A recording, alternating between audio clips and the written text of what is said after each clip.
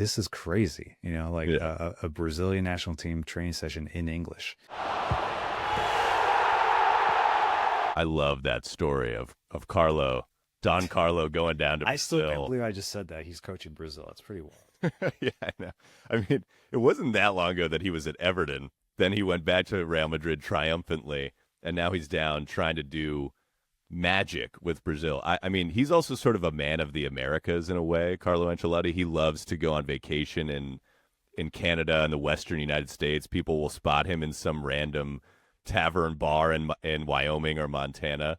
But now he's down in South America, and if he were to go down there and win the World Cup with Brazil, we talk about Lionel Messi cementing a legacy. I mean, that would be he would certainly be up there among Oh yeah, statues. you know Like, we're those talking all those statues. guys. Yeah, we're Yeah, talking statues, and like the fact that he's a foreign coach for Brazil is just it's still difficult to understand. There was a video the other day of their training session, and one of his assistants was coaching in English. Like this is crazy, like yeah, a Brazilian national team training session in English. And so that tells you where we are in modern football. Like it's a small world. It's a smaller world every year. And Brazil needed a shot in the arm. Like they were, not rock bottom, but they certainly, for a team like Brazil, a five-time world champion, struggling to win qualifiers, struggling to make their presence felt on the continent that they've so long dominated. It felt like they needed a hero to rescue them from this state of mind. And Carlo Ancelotti like has done miracles before, certainly not uncomfortable under pressure. And this is going to be, man. They will be. They're always the big story in at a World Cup. It's Brazil. The legacy, the shirt color, the everything about them. But man, they are going to be one of the most popular and most written about sides at this next World Cup because of Carlo Ancelotti, because of the players. Will Neymar be there? He was left yeah, off this squad for technical reasons. Carlos said, "Listen, we know what Neymar is. He's a legend. He looks great playing, but like we make decisions based on really the physical fitness of a player, Hmm. which tells you, I think, where Carlo wants to take the team. He wants them to play in probably a more modern version of Brazil, where modern football is about being direct, being fast, pressing, being physically fit. It's not Samba magic anymore. And I don't think he's here to bring that back. He's just there to win. And if he can get wins and he can take this team deep into the World Cup, next summer, woof, what a story that will be. yeah. And he just feels like stylistically, although as you say, he's not a Samba type. He is the guy you bring in to just get the best out of Yeah. your star players, your fantastic, most talented guys, your wide forwards of Vinicius Jr., who he's obviously worked with extensively before. He just feels like the right man at the right time. Although, it's been a long time since Brazil were champions of the world at this point. They may be developing their own sort of head case thing going on because it's a bit like England to me. I wrote about this early in the summer, but people talked a lot about, the USA hiring a foreign manager, but it's a way bigger risk for England and Brazil, these massive footballing nations, to hire a foreign manager when, as we've all talked about to death, no nation has ever won the World Cup with a foreign manager. For those two countries to do it, they got to believe in these guys they brought in.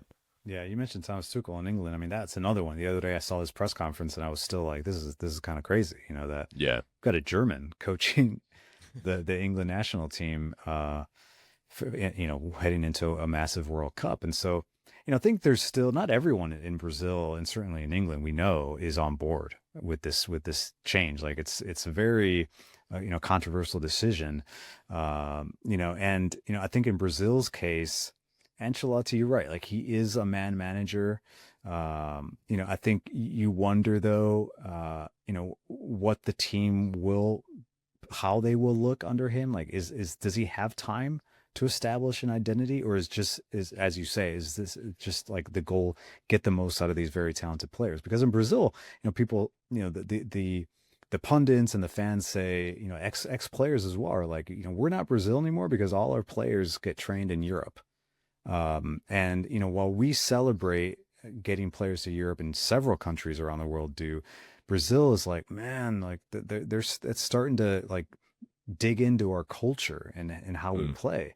And so that's I don't know if Carlo Ancelotti even cares about that, but that is a topic of discussion in Brazil. And then, on the England side, it's I think can they live up to, the hype? And England always has a strong team. What does this team look like heading into the World Cup? I think Tuchel's going to make some decisions that will surprise people. He already has. He left off Trent Alexander-Arnold from this qualifying these matches. A player that just moved to Real Madrid. I think there are going to be some surprise. I don't think he will be someone that will shy away from decisions that he may know will be controversial, but he believes will help the team. Yeah, and there won't be any sentimentality in the decision making, which Gareth Southgate caught a lot of flag for the playing style, and the English have developed their own. It is a bit Brazilian in that they think there's a certain way that the English national team must play, and his more pragmatic style, shall we say, wasn't good enough. But he's getting to major tournament finals. I never quite understood that, and I think that the Tuchel appointment is similar to Pochettino in that he's been brought in to win knockout games. Now they'll be expected to go farther, but it's a results business. You come in, you do what you did in the Champions League with Chelsea, you win these very tricky tactical encounters, get results, get us that trophy, and we will, shake your hand and thank you. Absolutely. When it comes like stylistically, it would be great. It's sort of like icing on the cake if they look good while they win these key matches. Uh, you know, England in the last few World Cup tournaments has had some really solid results. It's not like they've crashed out, but there's just an expectation that like you think that this team is going to be as good as advertised. And I think you're absolutely right. Thomas Tuchel is there to win the difficult knockout game, and if he can do that, then this becomes a proof of concept here. A foreign manager with certain background, a certain profile, can take an international team to a major tournament and get results. And I think the difference with Pochettino is that this feels like a one and done situation, which makes his process right now difficult to understand. Like if you're out of here as soon as you're eliminated from the World Cup, why are you still experimenting? Why are you taking so much time? Why are you trying to send messages? Like just get your team ready to play. And so those are I think two sides of the coin. Tuchel does seem that if he's good, like England is capable of saying, please stay, like be our long-term manager, take us to the next Euros. Let's win the Euros together after, showing out in the United States. Pochettino seems like, just a hired gun. And Yeah. so the future of the U.S. men's national team and who coaches them, I think, is on the line here. Because if he doesn't do well, I think that's it for foreign managers for the U.S. There's going to be a big debate about like, was it worth it? Was he the right hire? Why didn't we go with someone who understood us, etc.